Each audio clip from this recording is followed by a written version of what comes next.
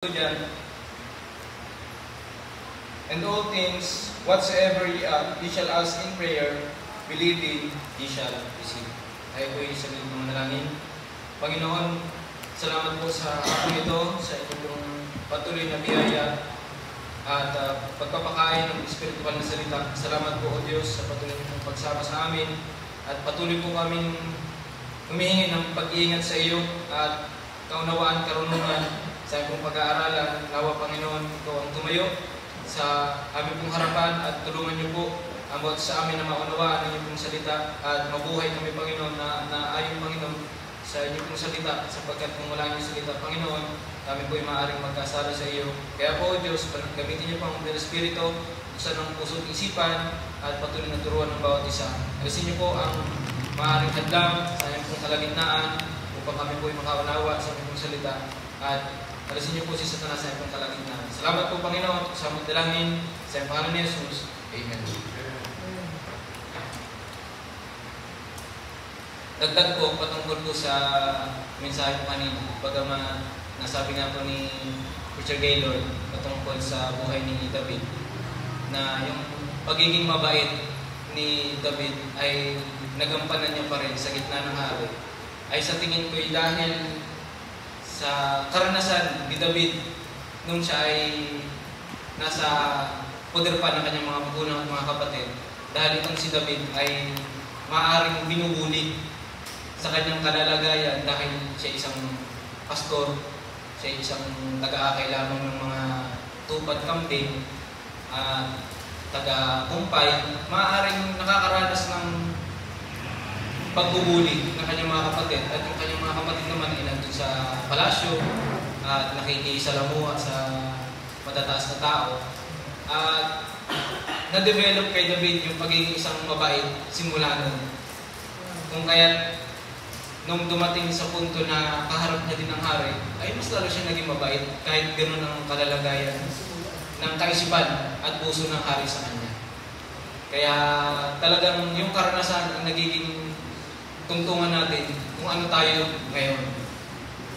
At isa sa mga dahilan kung bakit tayo ay kuminsan ay naging matigas, dahil maaari siguro ganun din tayo noon. Hindi pa buo yung pagsunog ng kasalanan sa ating mga buhay. Dahil tayo yung makasalanan pa.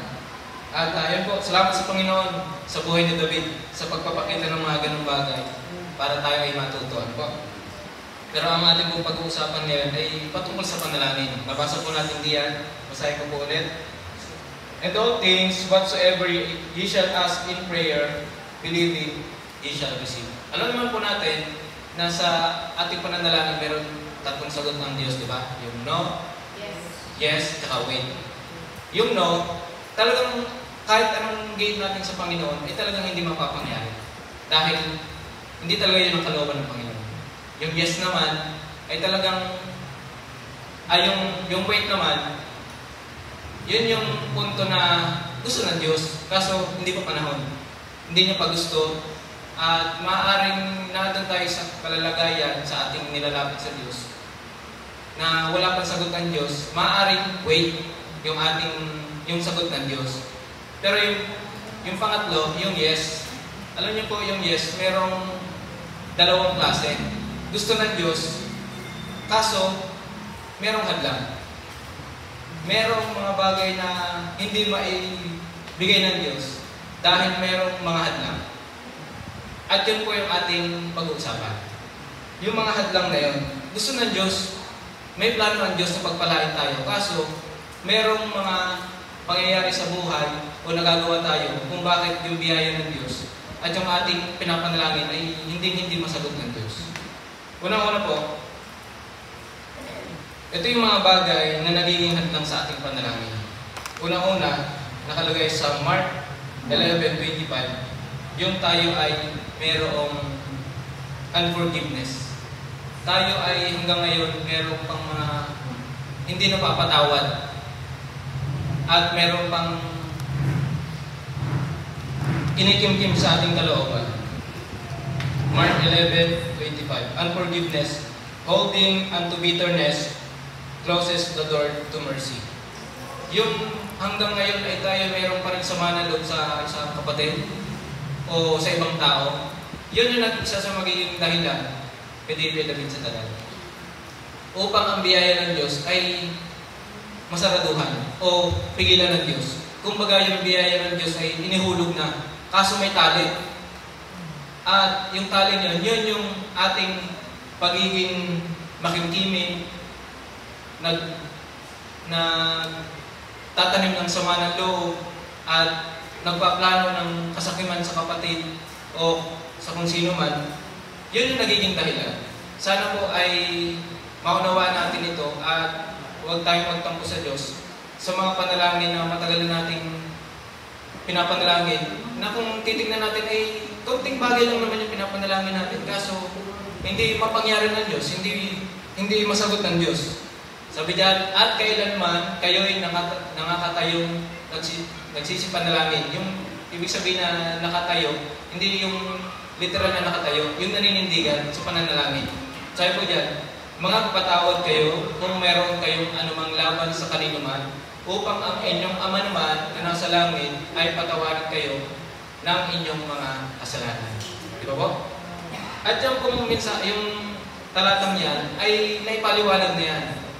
Alam po ba natin yung kwento sa Biblia patungkol sa isang tao na mayroong utang, na yung siya ay may utang sa kanyang Panginoon, small letter P, at nagpatira pa siya dahil wala siyang pambayad, kukunin na yung kanyang pamilya, bebenta, ganun din siya, at siya'y nagmakawa, nagpatira pa, ngunit siya'y pinatawad dahil nakita yung kalalagayan niya, wala siyang pambayad, wala siyang naibibigay, pinatawad siya.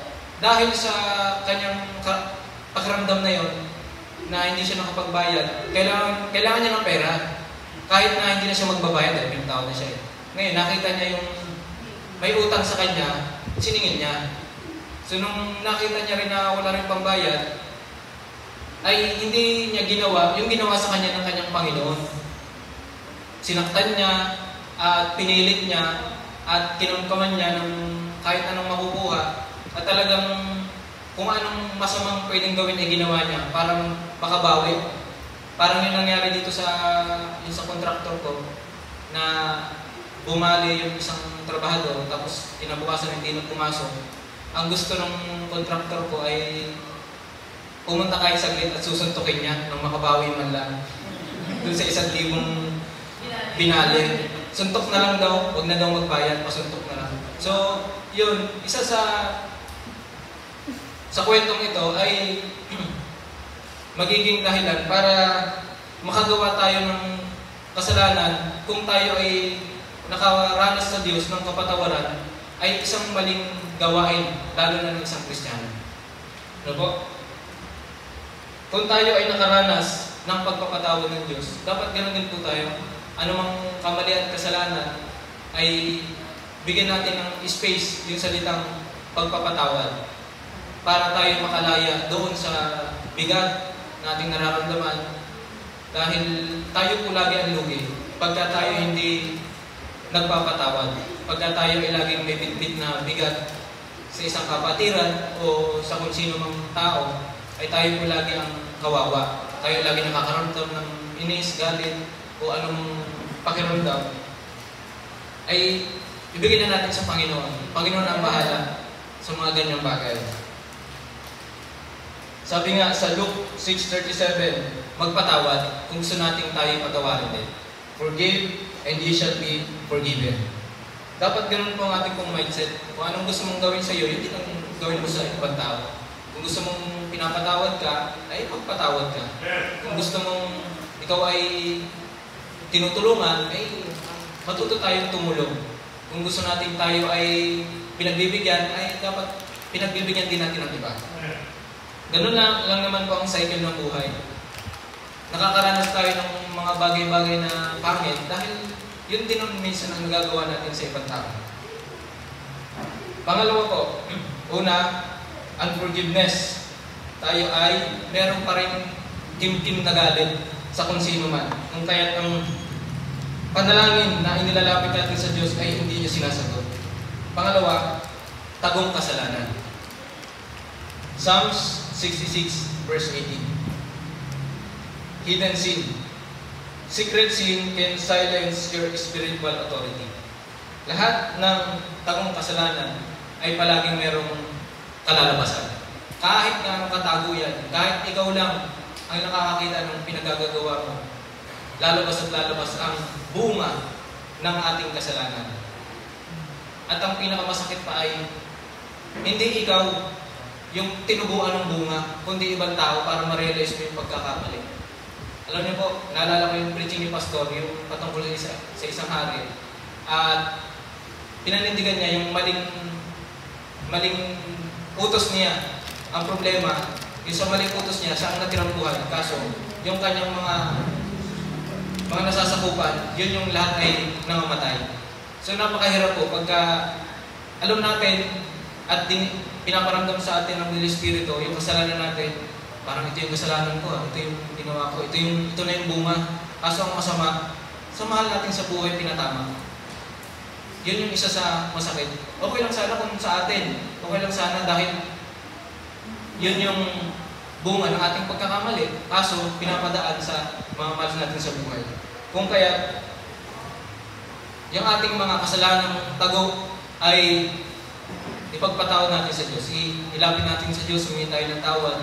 At hanggat maaari ay iwasan natin yung mga ganyang kasalanan at karumihan upang ang panalangin natin sa Panginoon ay Kanyang masagot.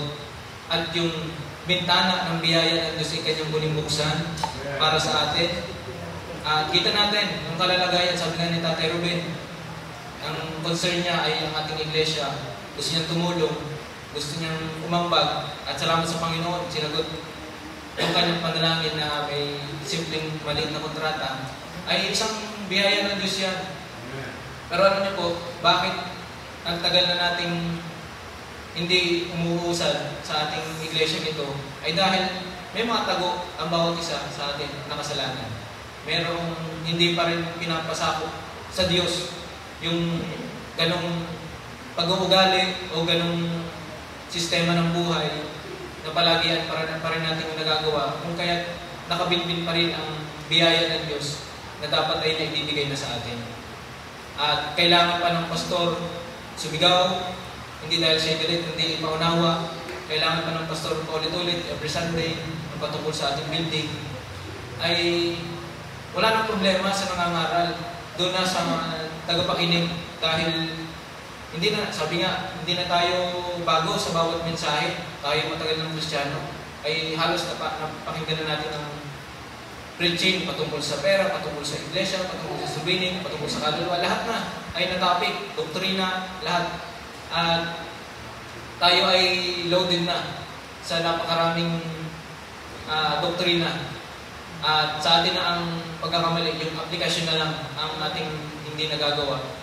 At siyempre, bago natin may apply, ay hindi naman agad may apply yun hanggang tayo ay merong tagong kasalanan. Meron pa rin laging nagkokontrahan sa atin, sa ating paggawa ng mabuti at masama. Yun yung laging nagiging hadlang. Pangalawa, hidden sin. Pangatlo po, maling motibo. May mga panalangin po tayo na kung minsan ay basa ng Diyos ang ating puso. Sa dulo pala noon ay may gusto pa lamang makuha. Sa mga nananalangin para matanggap sa trabaho. At kung tayo matanggap na ay malilimutan na ang Diyos, yun yung isa sa mga maling motibo. At kita ng Diyos yun. Kung kaya hindi pinahintulutan ng Diyos, may gusto tayong makamit na trabaho at nakalibel doon sa ating pinag-aralan, sa ating kurso. Ngunit hindi ipagkaloob ng Diyos. Dahil maaaring isa sa dahilan ay ginagamit natin ng Diyos. Maaaring pag nakuha na natin ang gusto natin, kakalimutan natin ng Diyos. Kwentuhan ng ating pastor, maraming nanalangin na siya'y makapag-abroad. Ngunit na makapag-abroad na, ay nalimutan ng ating pastor. Hindi naman lahat, hindi po lahat. May iilan na nakalimot sa Panginoon. Huwag yung pastor maalala. Yung iglesia po. Opo. At yun po, nalilimutan ng iglesia.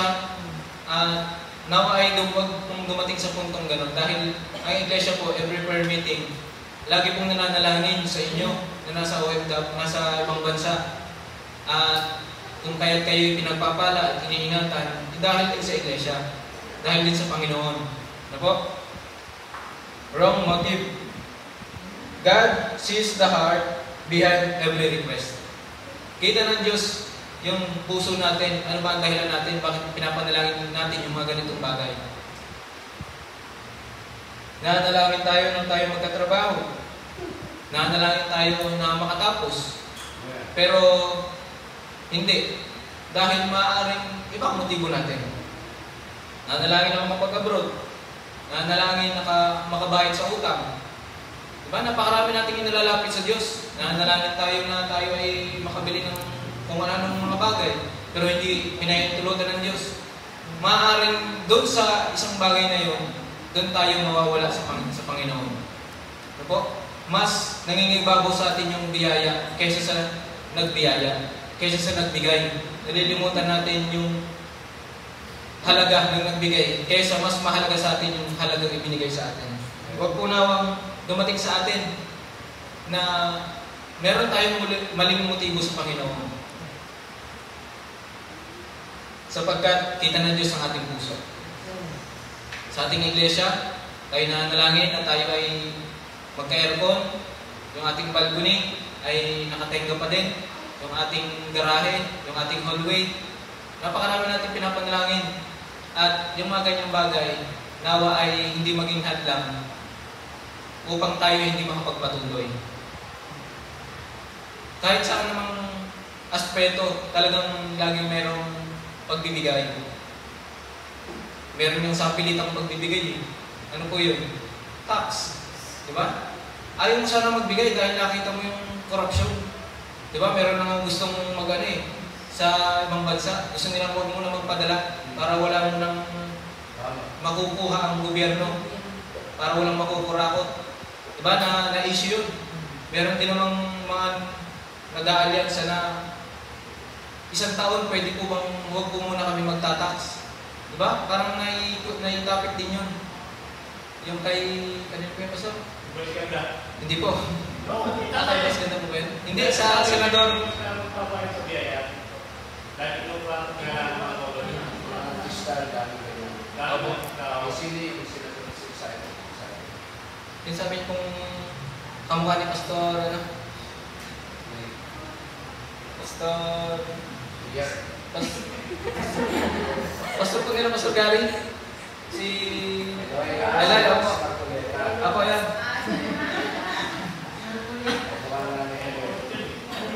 May nag-text daw po sa kanya or chat yata na sabi, nagmamakaawa daw sila na sana'y isang taon na huwag muna silang magbibigay ng tax dahil kita nga nila yung korupsyon na nangyayari, kinakamkam lang naman. So yun po, makikita natin, kahit sa aspeto talagang meron talagang mga maling motibo. Kahit tayo, kung tayo mga unbeliever pa, ang dami nating ginawang kalokohan. Diba?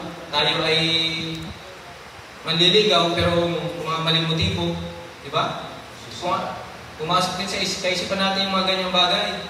Tayo ay papasok, pero dahilan lang palang papasok, mga maling motibo, tayo ay nag-iipon at may bibiling mahalagang bagay, pero kung ano namang bagay ang binibili, napakadami.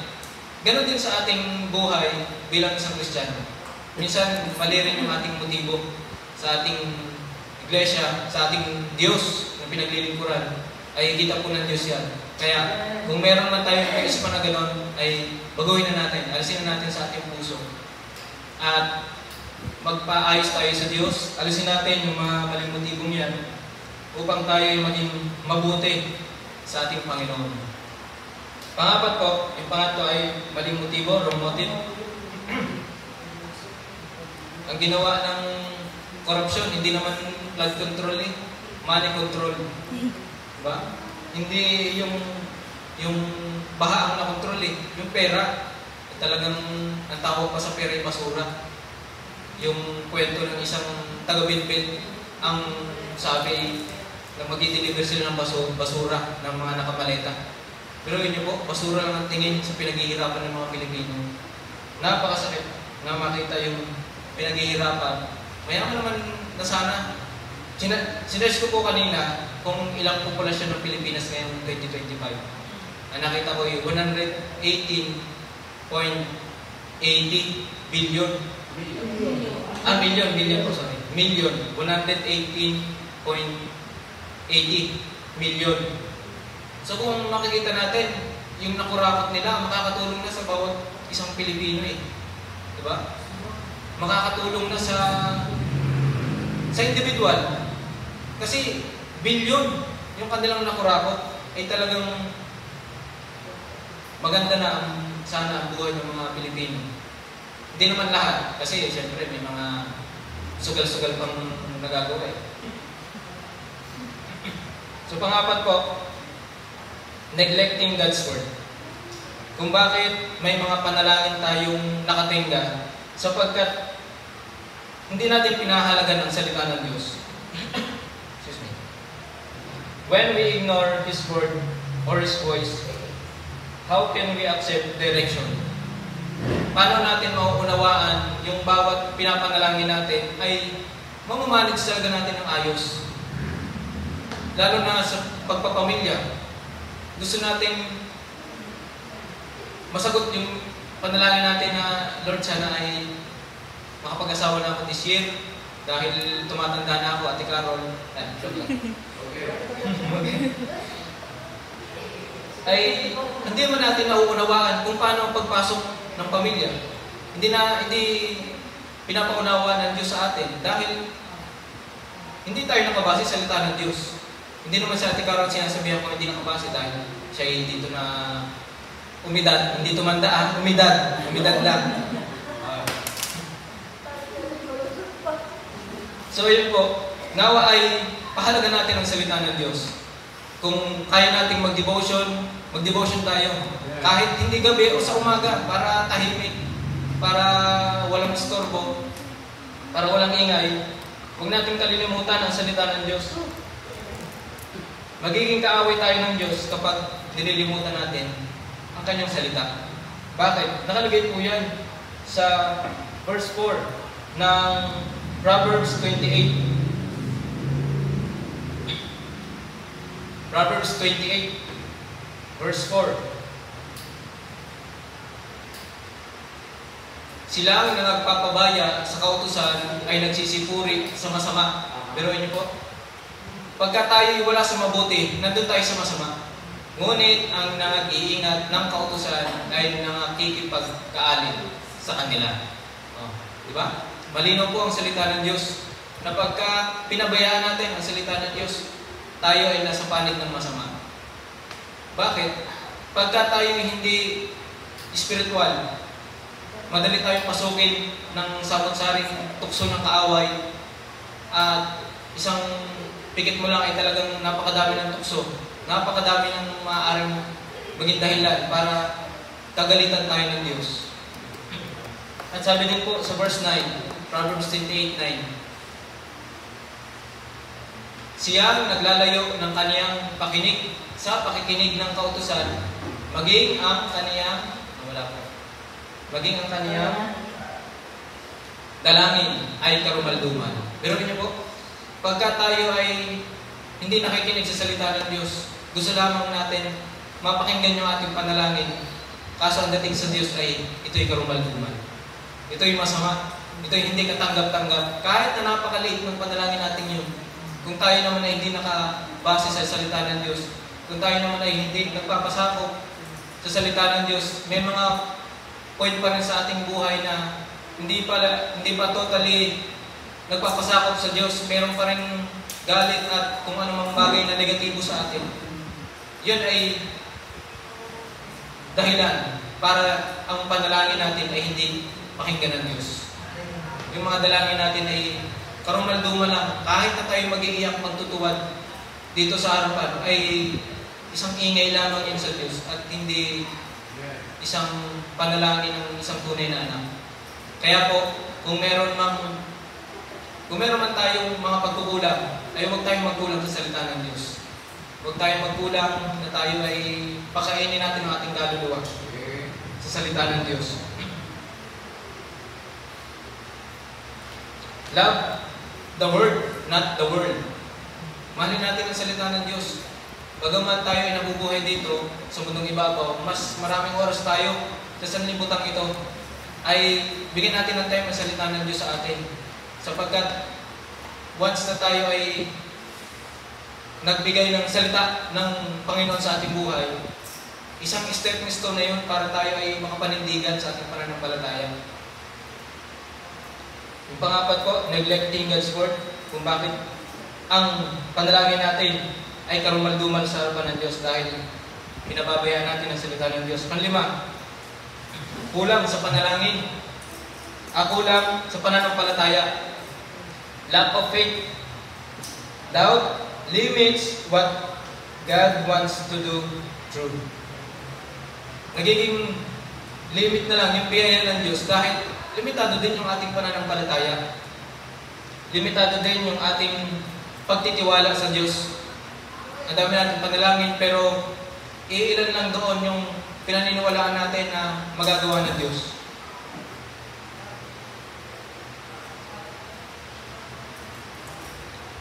Minsan, kaya kakaunti po tayo sa prayer meeting, maaaring yung ibang kapatiran natin ay hindi na naniniwala sa panalangin, sa kapangyarihan ng panalangin.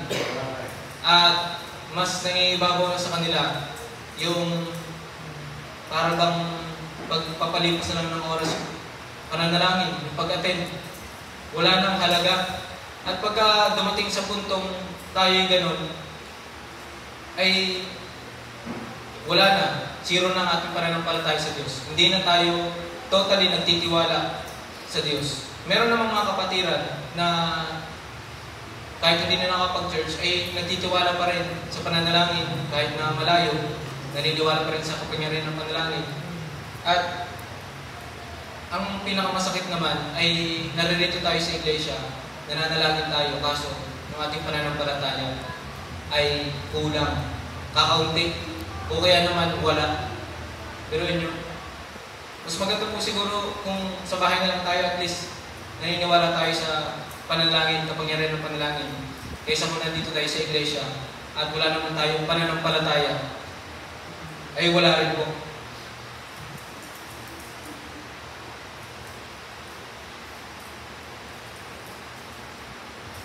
James chapter 1 verse 6, lack of faith, doubt limits what God wants to do through. James chapter 1 verse 6.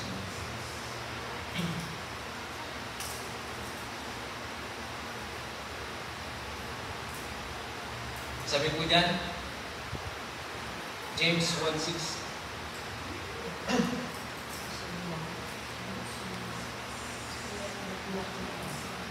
Ngunit humingi siyang may pananampalataya na walang anumang pag-aalinlangan. Yan din po, diyan natin maunawaan na dapat ay hindi tayo nag-aalinlangan sa Diyos. Bagamat napaka-imposible ng ating inilalapit sa Kanya.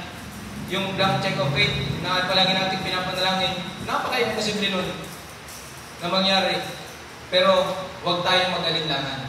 Sabi po diyan, sapagkat yaong nag-aalinlangan ay katulad ng isang alon ng dagat na itinutulak ng hangin at pinapadpad sa magkabi-kabila. Pero yun, walang patutunguhan, walang direksyon. Kung tayo ay nananalangin pero may pag-aalinlangan, kung kaya ba ng Diyos yun? Baka hindi naman magagawa. Ay katulad tayo ng alon na kung saan-saan na lang dalhin ang walang direksyon. At sabi din po sa 5, iatras mo kay David ng isa. Ngunit kung nagkukulang ng karunungan ang sino man sa inyo, ay humingi sa Diyos. Yan. Kung tayo ay hindi pa totally nananampalataya sa bawat panalangin natin, ay humingi tayo ng karunungan sa Diyos na nagbibigay ng sagana sa lahat at hindi nanunumbat at ito'y bibigay sa Kanya. Ang Diyos po ay hindi madamot. Pagka alam ng Diyos na tayo may kulang sa atin, na tayo ay may mga bagay pa na hindi nauunawaan, ang Diyos ay nagbibigay. At ang Diyos ay hindi nanunumbat. Sasabihin na, ano ba yan? At tagal-tagal ng Kristiyano. Hindi po. Hindi ganun ang Diyos. Hindi ganun ang ating Panginoon. Hanggat may kaawaan ng Diyos, ibibigay niya sa atin. At ang pang-anim po, pride. Kung bakit ang panalangin ay nakabinbin dahil meron pa rin tayong kayabangan. James 4 verse 6. Pride, God resists the proud but gives grace to the humble. Yun na po yun, in James 4 verse 6.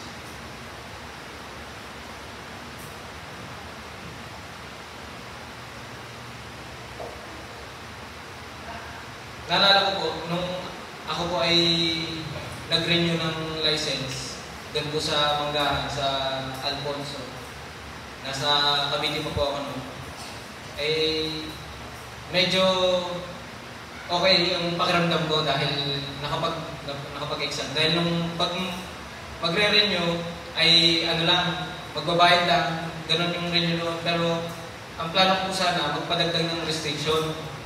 Parang 2018 yata yun. Magpapadagdag ako ng restriction. Tapos sabi ko, ay, kaya ko to dahil nakapag-exam na ako. Mataas yung nakuha kong score. So parang medyo may kayabangan ako. Tapos medyo mabilis ko yung pagsagot ko. Dahil parang madali lang. Kaso ang naging problema, iisa na lang doon sa points na dapat maabot para madagdagan yung restriction ko hindi umabot. So parang isa yun sa mensahe sa akin na kapag meron tayong panalangin sa Diyos na merong kayabangan sa atin na para bang kaya mo naman kahit na hindi ko na ipanalangin, kaya ko naman itong gawin, ay hindi hinayaan ng Diyos na mapangyari. Iisa na lang hindi pa umabot.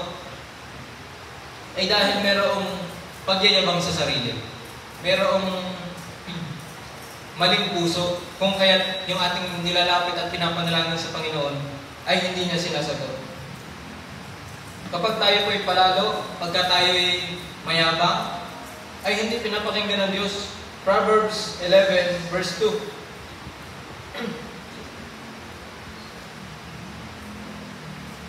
Napakahirap po pagka tayo lumalapit sa Panginoon na merong yabang. Ano po?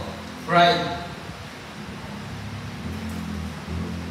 Pagka dumarating ang kapalaluan, ay dumarating nga ang kahihiyan, ngunit nasa mababa ang karunungan. Pero ang Diyos po ay laging nagkakaloob, lalo na doon sa mapagpakumbaba. Laging ang Diyos ay bukas ang bintana doon sa laging mababa, katulad nga ng buhay ni David. Diba? Ang Diyos ay sumakanya dahil siya ay nagpakabait. Siya ay nagpakumbaba. Ano man ang kanyang kaharap, mga kapatid niya man, kahit na ginaganon siya, kahit na binubuli, magiging hari ka, pastor ka lamang naman ng tupa. Diba? Naging mabuti siya sa mga kapatid niya, ganun din sa hari. Kung kaya tayo po'y laging magpakumbaba sa harapan ng Diyos. Huwag nating isusumbat sa Diyos na may mga bagay tayong kaya natin kahit hindi natin ipanalangin. Diba? Katulad nga ng sabi ko kanina, kaya ko naman yung exam dahil nagawa ko na nakapag-exam na ako noong nakaraan. Ay hindi pa rin iisa na hindi pa tumama. Ay yun po, balik po sa uno ang ginawa ko na lang po, i-renew na lang, imbis na magpadagdag ng restriction, ay buti umabot pa dahil magsasarado na. Nag-exam ako, tapos pagpasa ko, paglabas ng result, hindi pasado. Di sabi ko, ma'am, magre-renew na lang ako kasi expired na ito bukas. Kaya nag-renew na lang. Puno pa rin ang aking license. So, yun po. Talagang pagka nagyabang tayo, anumang antas yan, anumang maliit man yan na bagay o hindi, pagka hindi natin pinagpakumbabaan sa Diyos, hindi sasagutin ng Diyos. Ganun po, magdisiplina ang ating Panginoon. Hindi siya tinatawag na compromiser. Hindi porket magaling ka ay hahayaan ka na ng Diyos. Hindi. Pagka merong kayabangan ay hindi hayaan ng Diyos na mapangyari yun. Pampito, dishonoring others. Walang respeto sa iba. Lalo na po sa ating mga pamilya. Lalo na po sa ating kanya-kanyang pamilya. once na tayo ay hindi ayos, pero okay tayo sa simbahan, napakabait natin, napakamasipag natin, masunod tayo sa pastor o sa kung sino man. Pero pagdating naman sa ating sariling tahanan, tayo ay hindi mautusan, tayo ay pasaway na bata, at hindi makitaan ng pagkabanal na natutunan sa simbahan, ay hindi hinahayaan ng Diyos yung ating panalangin ay masagot. 1 Peter 3 verse 7. Yung ating babasahin ay inihalin tulad lamang sa lalaki, sa husband, bilang isang asawang lalaki sa kanyang asawang babae. Ayan. Gayon din naman kayong mga lalaki, magsipamahay kayong kasama ng inyong asawa ayon sa pagkakilala na pakundanganan ng babae na gaya ng marupok na sisidlan. Yamang kayo na may kasamang tagapagmana ng biyaya ng kabuhayan upang ang inyong mga panalangin ay huwag mapigilan. Diba? Kaya tama yung turo ng ating pastor. Dapat merong kabuhayan sa loob ng pamilya. Dapat meron kayong iniimpok. Hindi man literal na kabuhayan. Yung financial nyo ay ayos, yung pagsasama nyo ay ayos, basta't yung kabuuan ng inyong pamilya ay mabuti, ay ang panalangin na ating nilalapit sa Panginoon ay pakikinggan niya. Biruin mo, hindi talaga compromiser ng Diyos. Once na tayo ay may nilalapit, pero tayo naman ay hindi ayos sa pamilya, magkakagalit tayo sa loob ng bahay, eh paano tayo pakikinggan ng Diyos kung tayo ay hindi nagkakaroon ng pag-uusap-usap sa loob ng pamilya? So, napakabuti talaga ng Panginoon na po. Hindi niya hinahayaan na masagot yung panalangin natin, pero tayo naman ay suwaswagin sa atin ang kanya-kanyang buhay, kanya-kanyang pamilya. Kung meron naman tayong hidwaan o pag-aalitan sa loob ng ating pamilya, ayusin natin. Sapagkat nabasa natin, yung kabuhayan natin sa loob ng pamilya ay nagiging dahilan para ang panalangin natin ay masagot. Mag-aayos tayo sa Diyos, sa pamilya, magiging okay tayo sa Diyos. Magiging ayos tayo sa ating pamilya. At ang Diyos ay ibubuhos ang biyaya na ating ipinapanalangin. Kaya ako po'y natutuwa pagka merong nagtetestimony na yung kanyang panalangin ay sinagot na. Hindi lamang yun yung panalangin kundi yung kanyang buhay, paano niya iniayos, paano niya nilakad ng may pananampalataya, kung paano yung mabuting Kristiyano ginawa niya, yung kung bakit hinayaan ng Diyos na yung panalangin niya yun ay kanyang sagutin. Diba? Napakasarap makapakinig dahil inaayos niya yung kanyang buhay para yung kanyang panalangin ay dinggin ng Panginoon. Kung tayo ay may nakabinbin pa rin ng panalangin, ay gawin nating maayos yung ating pinag-usapan ngayong hapon. Kung meron mang unforgiveness, mga kasalanan nakabinbin pa rin sa ating mga buhay, yung mga tagong kasalanan, ay i-confess natin sa ating Panginoon. Ang Diyos ay hindi nanunumbat sa ating mga kasalanan. Yung mga maling motibo, alisin na po natin yun. Baka kita ng Diyos yung ating puso na mali naman yung motibo natin. Yung pagpapabaya sa salita ng Diyos, gusto natin sagutin. Yung panalangin natin, tayo ay salita sa panalangin, pero yung salita ng Diyos ay hindi natin inahayaan na pumasok sa atin, ay unfair sa Diyos yun. Kaya, lagi tayo mag-aral, kung meron tayong para mag-devotion, ay gawin po natin. Yung kakaunting pananampalataya, kung bakit ang ating panalangin ay hindi masagot, ay magpatibay po tayo sa Diyos. Magpalakas tayo sa Panginoon. Tibayin na ang ating pananampalataya. Sapagkat isa sa mga dahilan kung bakit hindi sinasagot ay dahil mababaw ang ating paniniwala at pagtitiwala sa Diyos. Yung ating pride o kapalaluan o kayabangan, yan sa mga nagiging hadlang para ang panalangin natin ay hindi masagot. Kung kaya tayo'y palagi magpakumbaba, yain ang tayo'y inaapit. Maaaring hindi lahat sa atin ay ganoon, pero para sa akin, yain ang ako'y apihin, yain ang kinukutya, yain ang pinag-uusapan, Huwag lamang tayo yung nakikipag-chismisan at naninira ng iba. Ano po?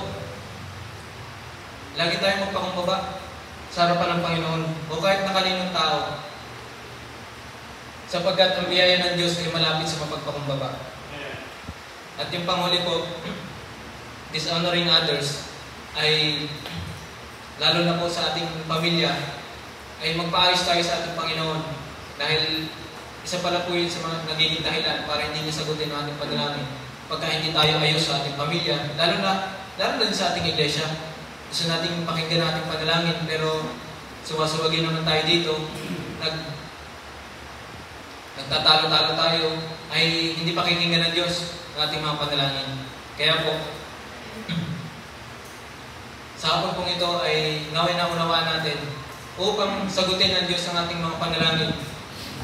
At malay natin, yung isa sa matagal na nating ginagawang kasalanan ay na-topic, ay isang biyaya yan sa atin na tayo ay tinuruan ng Diyos sa hapon ito. Bagamat kahit isa na dun sa 7 yun, ay tayo tinuruan ng Diyos, ay hindi na kawalan ng oras sa atin. Po? So, purihin po ang Panginoon. Salamat po. Nawa ay palagi ang ating manalangin. At hindi lang basta panalangin, gawin natin yung ating napag-usapan. Humingi tayo ng tawad. Ano man ang nagagawa nating kamalian, ay hihingin natin ng tawad sa Diyos para yung ating panalangin ay kanyang sagutin. Purihin po ang Panginoon. Tayo po ay manalangin. Salamat po muli sa inyo pong salita, Panginoon, na kami po ay palagi ang manalangin sa iyo, lalo tigit kami po ay humingi palagi ng kapatawaran sapagkat sa napakaraming bagay, Panginoon, kami nagkakasala sa iyo at ang kasalanan nito ay nagiging hadlang upang ang mga panalangin ay hindi niyo po sagutin. Kung kaya, Panginoon, kami po ay nagmamakaawa sa iyo, anumang mga nalilimutang kasalanan, anumang kasalanan nagagawa hanggang ngayon ay amin pong inihingi ng tawad sa iyo. Ito, Panginoon, ay nilalapit namin sa iyo na baguhin namin ang sistema ng aming mga buhay upang ang inyong pong biyaya ay sumagana sa amin. Hindi namin, O Diyos, kami po ay maging matapat, mapagpakumbaba, at palagi ang magkaroon ng pananampalataya sa lahat ng bagay. Kayo, Panginoon, ay sasagot sa aming pong mga panalangin. Hiling namin, Panginoon, samahan niyo po ang gawain nito at pagpalain niyo po ang mga kapatiran na nanatili, Panginoon, sa iglesia pong ito. Nawa ay patuloy niyo po kaming turuan na lumakad ayon po sa inyong kalooban, ayon po sa inyong salita, ayon po sa inyong naisin sa inyong mga buhay. At kami po palagi magtanong sa iyo, Panginoon, kung ano po ang naisin niyo po sa buhay ng bawat isa. Salamat po, Panginoon. Patawad po sa karunang kasalanan. Ingatan niyo po ang bawat isa sa mga lalakarin pa, mga patutunguhan. Hindi kami patuloy sa samahan. Salamat po, Diyos, ito po sa aming dalangin. Sa pangalan ni Jesus. Amen. Salamat po.